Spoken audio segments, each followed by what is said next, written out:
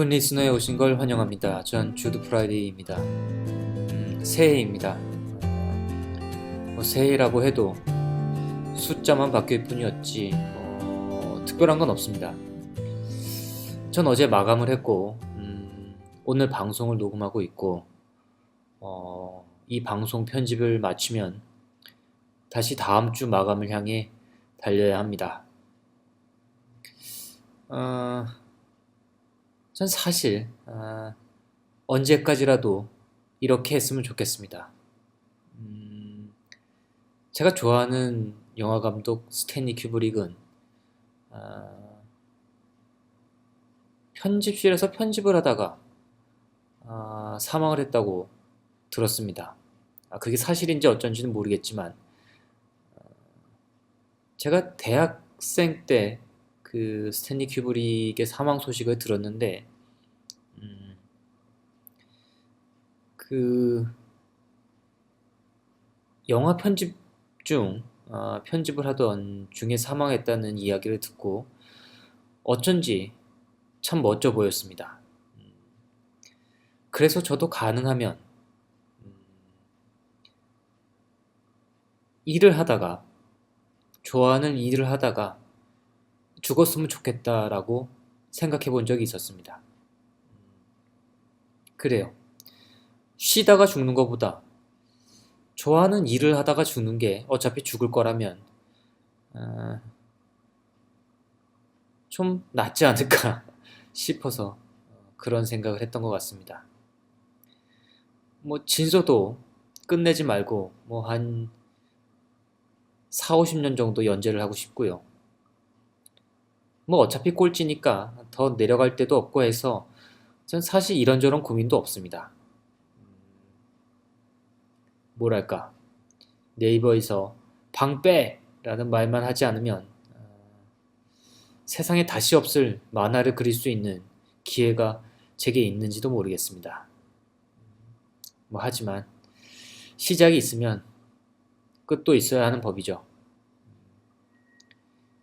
안심이 되고 환한, 안정된 알고 있는 길도 있지만 가보지 못한 모르는 길에 대한 갈망이 늘 있으니까요.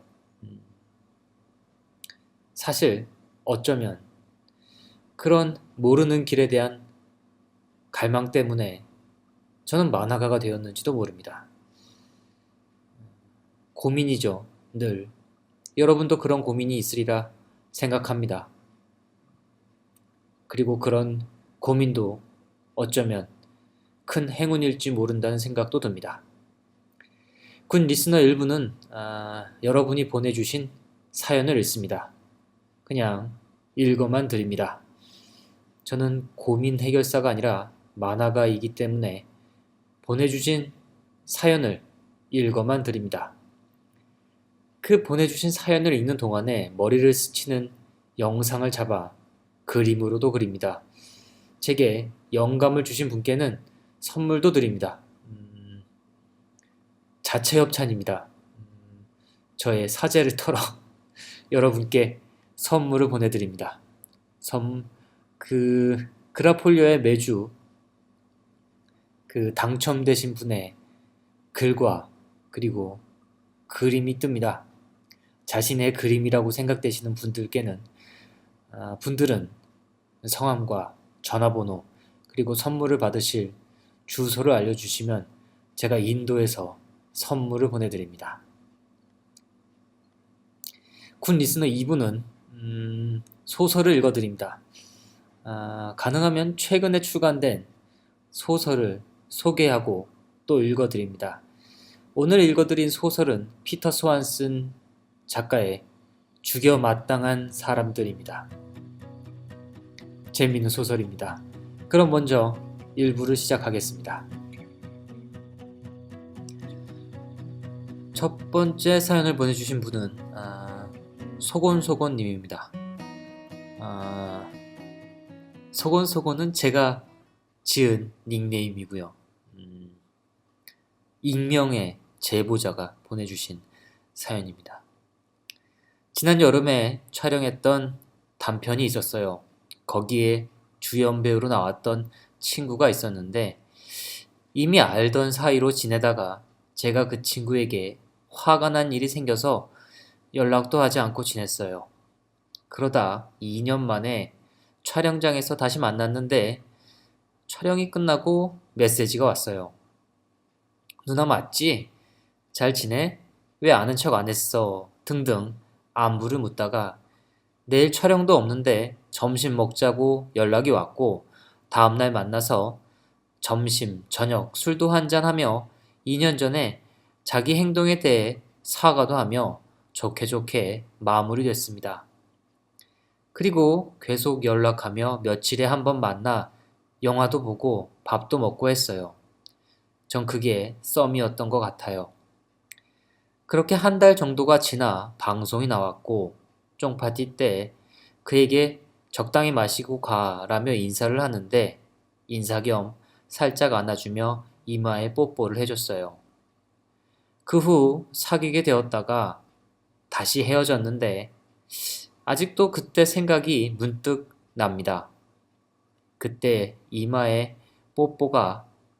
해준 뽀뽀가 풋풋하고 설레이는 기분이 들어서 아직도 잊혀지지가 않아요. 사람들 많던 여의도 근처 술집 앞에서 사람들이 자기 얼굴을 알아볼 텐데도 신경 안 쓰고 해주던 그 뽀뽀가 너무 좋았나 봐요. 제가. 소중한 추억의 한 장면을 그림으로 그려주신다고 하니 쑥스럽고 민망한 제 소중한 이야기를 작가님께 소곤소곤 말씀드려 봅니다. 라고 소곤소곤님이 소곤소곤 미안합니다. 보내주셨습니다. 그래요. 그래요. 헤어지셨다고 하니 아쉽습니다만 뭐 그래도 좋은 추억을 안고 계셔서 다행이라고도 생각을 합니다. 새해 첫날부터 이런 사연을 보내주셔서 고맙습니다. 제가 그림을 그렸습니다.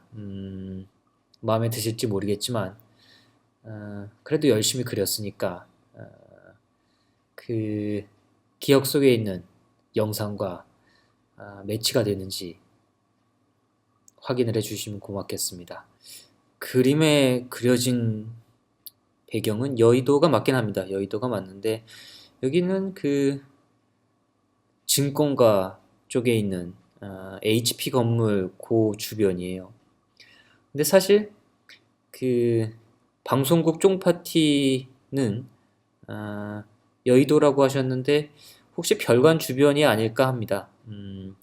그 KBS 별관 그 옆쪽에 2층에 삼겹살집이 있는데 이상하게 쫑파티를 거기서 하더라고요.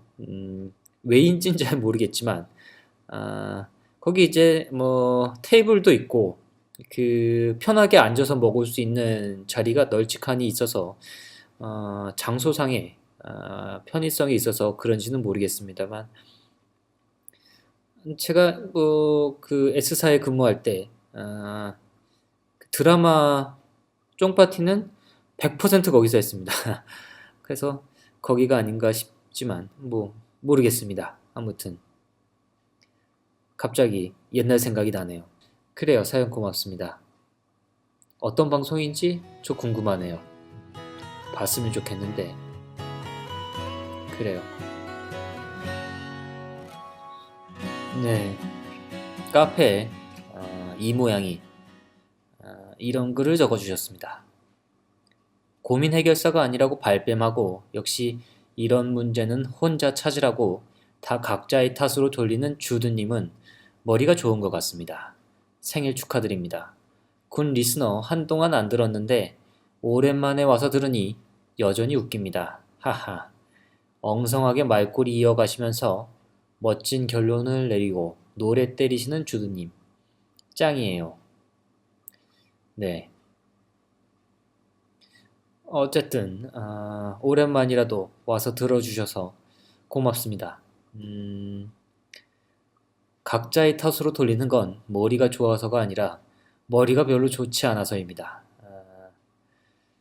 그 아마 팟캐스트에도 여러 고민 해결 방송이 있는 걸로 알고 있습니다. 아, 그분들은 심리 상담사도 있으신 것 같고요. 그러니까 어느 정도 그 고민 해결에 대해서 일가견이 있는 그런 분들이 아닐까 합니다. 저는 만화가라서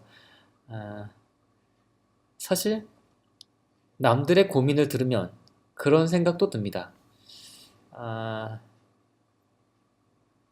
역시 다들 뭔가 하나씩 짐은 안고 살아가는구나. 다행이다. 나만 그런 게 아니라서. 뭐 이런 정도의 생각을 합니다만, 그 그 고민에 대해서 섣불리 그 판단을 하고 해결책을 제시하는 건 역시 저에게는 별로 어울리지 않는 것 같아서, 그냥 읽어만 드리는 걸로, 그렇게 정했습니다. 그래요. 이렇게, 읽어만 드리는데도 많은 여러분께서, 글을 보내주셔서 참 고마운 마음입니다. 그래요. 고맙습니다, 이모양님. 다음 사연은 개가란나님이 보내주셨습니다. 새해가 되었네요. 30살이 되었습니다. 문득 2년 전 잡았던 손이 생각나는 밤입니다. 추위에 옷깃을 여미게 하는 계절이지만 그때의 서해 바다가 떠오릅니다. 쨍한 해처럼 눈부셨던 우리들. 그 시간 그 친구에게 지금은 없는 바다겠지만 혼자 추억해도 되는 거겠지요. 카페 소사이어티에서 주인공은 말했죠. 절대 잊을 수 없는 기억도 있다.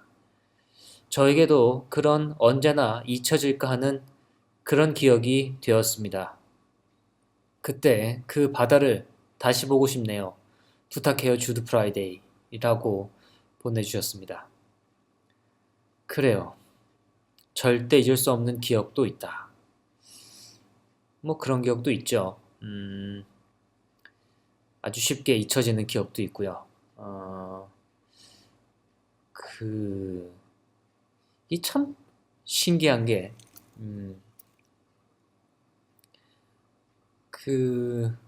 이것만큼은 절대 잊어버리지 않겠다라고 다짐에 다짐을 했던, 그런 기억들. 이를테면 뭐 숫자 같은 것도 있을 테고요. 날짜 같은 것도 있을 테고, 아, 이름 같은 것도 있을 테고요. 그런데 참 신기하게도 그런 기억들은 아주 쉽게 잊혀지는 경우가 많아요. 또 반면에 어떤 기억들은 참 사소한 기억인데도 몇 년 후, 심지어 십수년이 지났는데도 아주 생생하게 떠오르는 기억들이 있습니다. 참 신기하죠.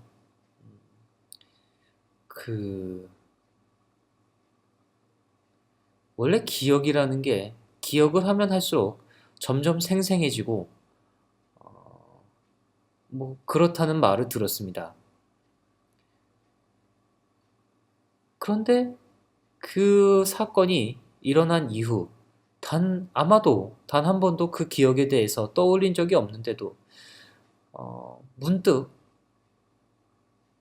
뭐 아무 그 조짐도 없이 그냥 툭 하고 떠오르는 기억들이 있습니다. 전 그런 기억들이 참 재미있어요. 이 기억의 조각이 대체 어디에 숨어 있다가 이렇게 예고도 없이 불쑥 떠오르는 걸까? 그래요. 그 예전에 아주 청소를 하면서 뭐 편지 같은 것들을 편지나 뭐 메모나 이런 것들을 그 라면 박스 안에 막 쑤셔 넣고는 뭐 이제 창고나 다락방이나 뭐 이런 데 이제 옷장 안이나 넣어 놓지 않습니까? 그러다가 이제 어디 이사를 가려고 그 물건을 꺼내서 정리를 하다가 책갈피 속에서 뭐 어떤 메모 같은 게 나오는 거죠. 그러면은 그 메모를 썼거나 아니면 편지를 썼던 순간의 기억까지 한꺼번에 아, 그 시간대의 기억들이 와르르 쏟아지잖아요. 마치 뭐 스위치라도 하나 누른 것처럼요.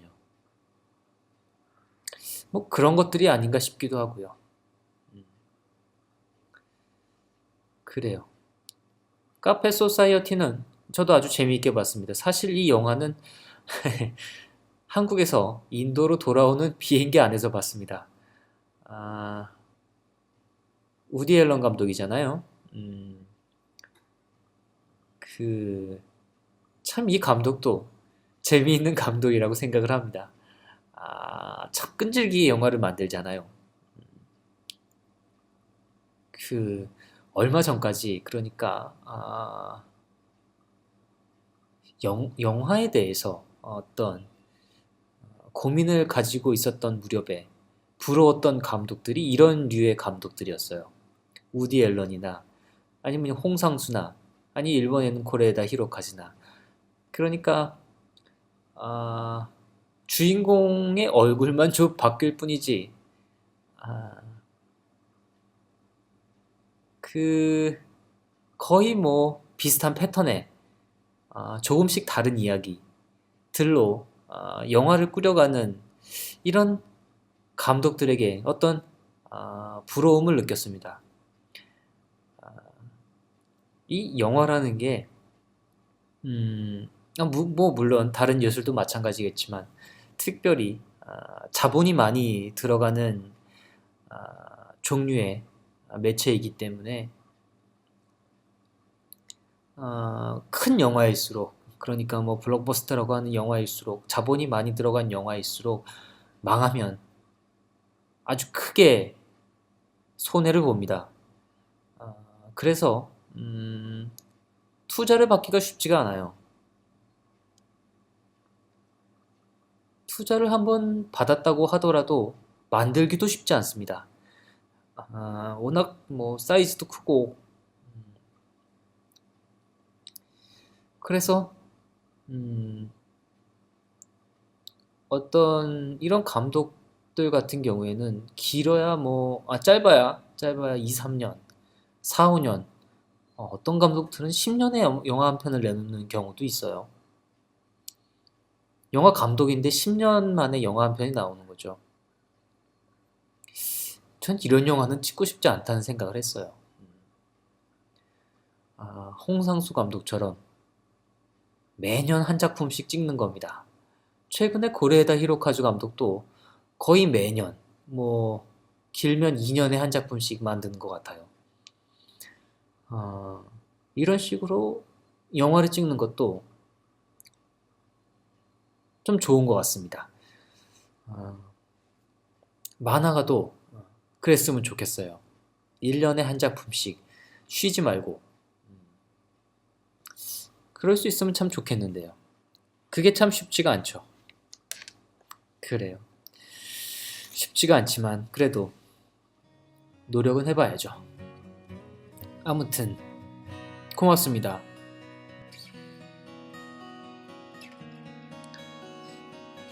다음 사연은 에르메스님이 보내주셨습니다. 중국에서 유학 중인 유학생입니다.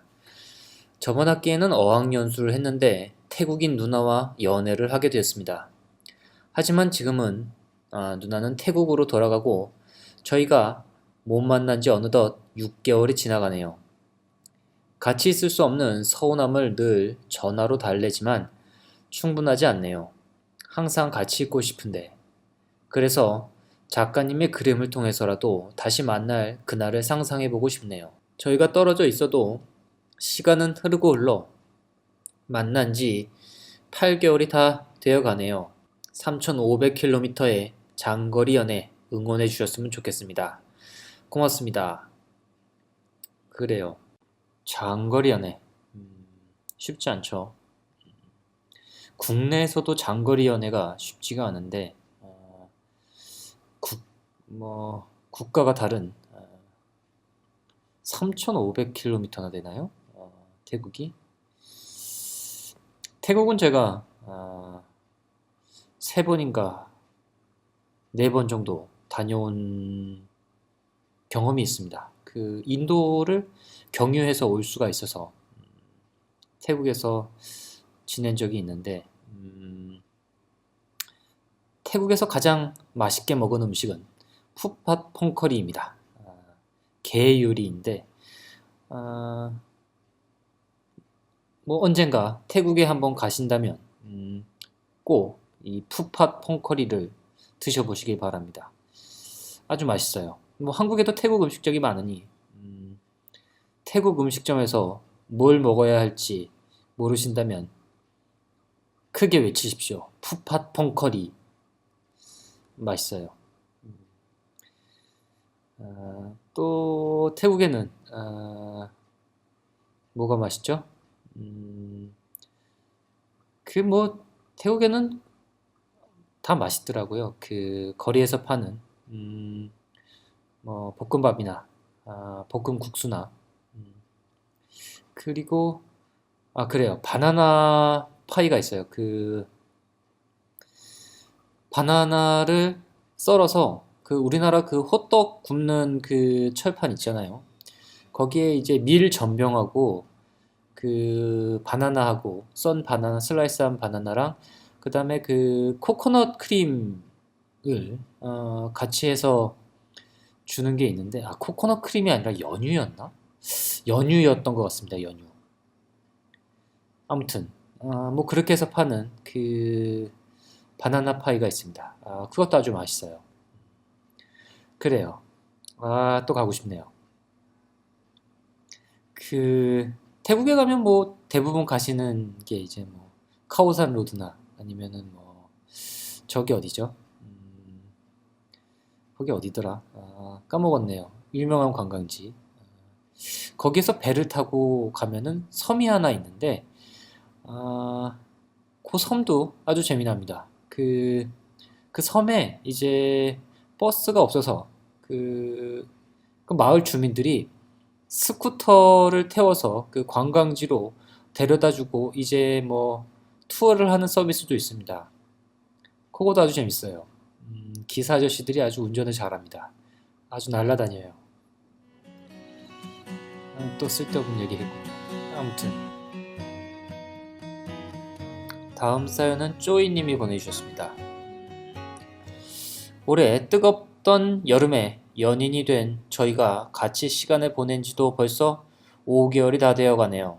최근에 힘든 시기를 겪어야 했던 오빠에게 조금이라도 힘이 될 수 있을까 해서 사연을 올려봅니다. 오빠에게는 16년 동안 키운 미니핀 강아지가 있어요. 친여동생처럼 아끼고 저희 대화에 꼭 등장하는 친구였죠. 그런데 이틀 전에 하늘나라로 가서 천사가 되었다는 소식을 듣게 되었습니다. 안 그래도 요 몇 주간 아파서 밥도 잘 안 먹었고 기운도 없어 보여서 위태위태했었는데 그날은 강아지 상태가 급속도로 나빠져서 병원에서도 마음의 준비를 하라고 할 정도로 심각했었대요. 그래서 오빠가 퇴근하고 헐레벌떡 뛰어서 집에 갔는데 놀라고 불안한 마음에 비밀번호도 한번 틀렸대요. 그런데 강아지는 오빠가 집에 올 때까지 기다렸다가 곁에 다가오니까 그제서야 죽을 힘을 다해 버텨왔던 가는 숨결을 멈추더랍니다. 사실 저는 반려견을 키워본 적이 없어서 공감을 같이 못해줄 줄 알고 걱정했는데 오빠가 들려주었던 이 장면에서 제 가슴을 울리네요. 옆에서 지켜보고 이야기 들어주는 것만으로 힘든데 강아지의 빈자리를 직접 느끼고 있을 오빠는 얼마나 더 힘이 될까요? 워낙에 밝고 긍정적인 사람이라 일부러 웃긴 이야기도 해주고 몸개구도 보여줬는데 그 마음 한켠에 자리 잡고 있을 허전함과 공허함을 작가님의 그림을 통해 달래주고 싶어서 이렇게 사연을 올려봅니다. 같이 응원해주세요. 라고 보내주셨습니다. 그래요. 반려견. 제가 이래서 반려견을 키우질 못합니다. 저는 사실 고양이나 개를 직접 키워본 적은 없습니다. 다만 이제 대학교 때 룸메이트가 개와 고양이를 키웠습니다. 그래서 개와 고양이의 특성을 잘 알고 있는데 아무튼 제가 개보다 고양이를 좋아했던 건 같이 놀아주지 않아도 되어서였던 것 같습니다. 강아지는 같이 놀아줘야 돼요. 같이 놀아주지 않으면 그래도 같이 놉니다. 고양이는 이게 참 아주 변태 같은 녀석들이에요. 같이 놀자고 하면 숨고 귀찮아서 내버려 두면 어느 순간인가 와서 제 무릎팍에 앉습니다. 뭐 아무튼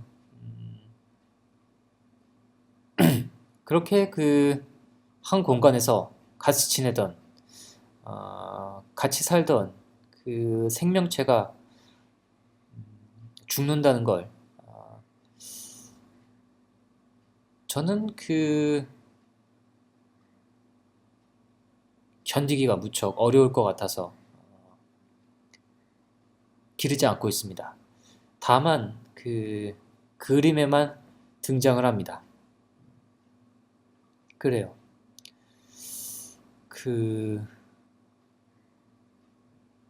누군가와 함께 사는 것이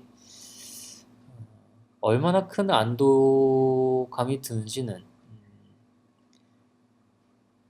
혼자 살아보면 압니다. 그래요. 서울에서 혼자 살 때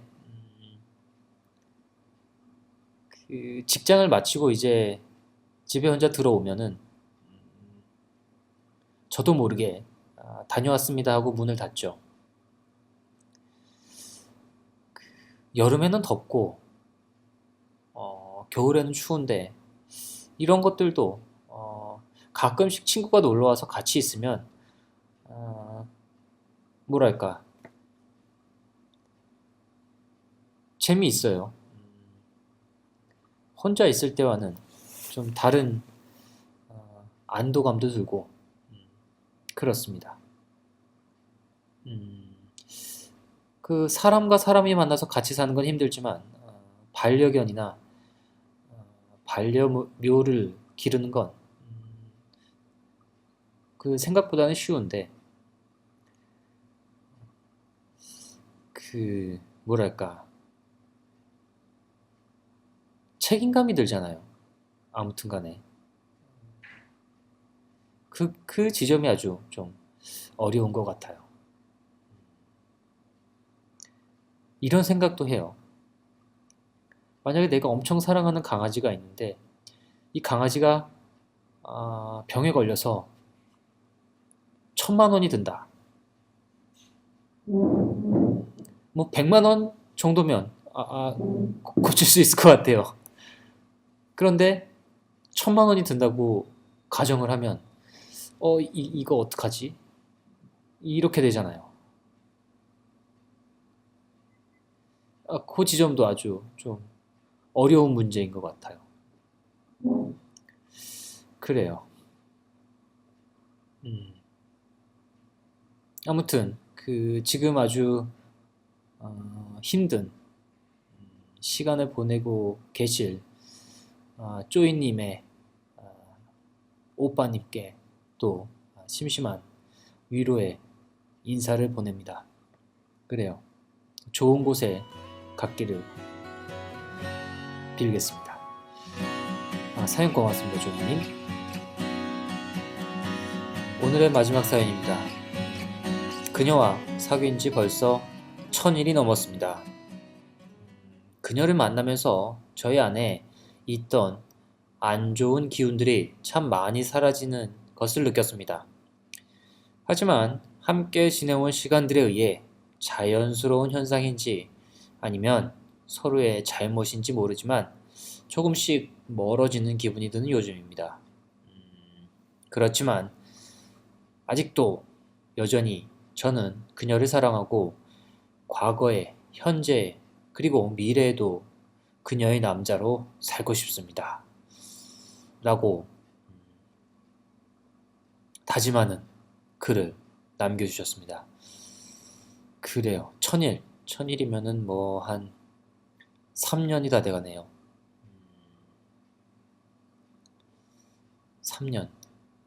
긴 시간이라면 긴 시간이고, 또 뭐 잠깐이라면 잠깐인데,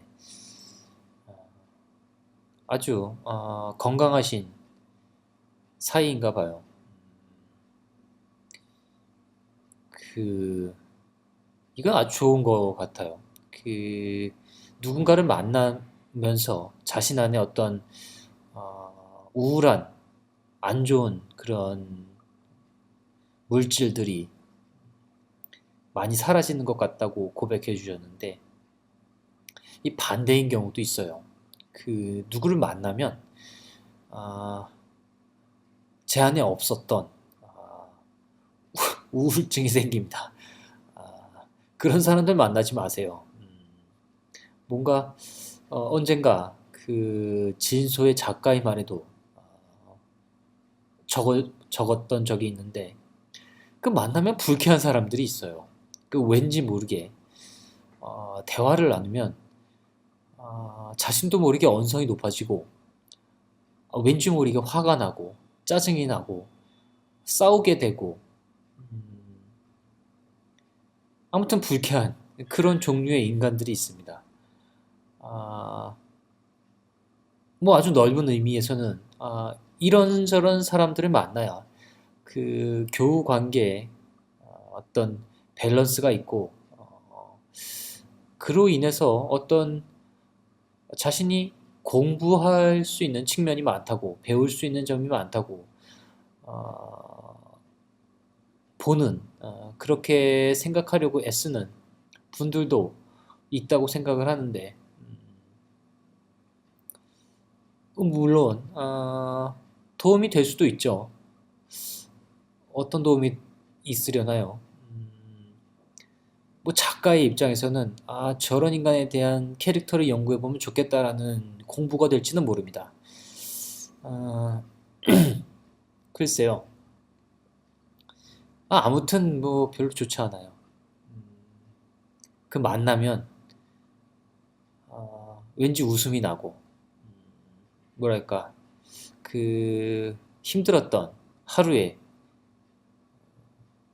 그 일상, 지친 일상을 잊을 수 있는 그런 건강한 사람을 만나는 게 적어도 더 이런 우울한 사람을 만나는 것보다는 더 큰 위로가 될 거라고 봅니다. 그래요. 문제는 어, 문제도 같이 적어주셨어요. 자연스러운 현상인지 아닌지 모르겠지만 이런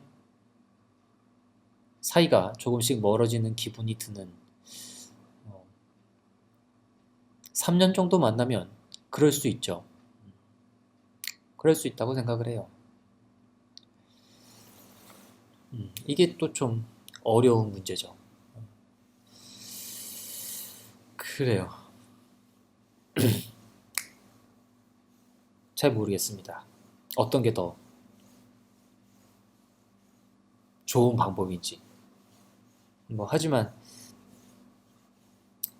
다짐하셨듯이 과거에도 그렇고 미래에도 그렇고 그녀의 남자로 살고 싶다는 이 다짐처럼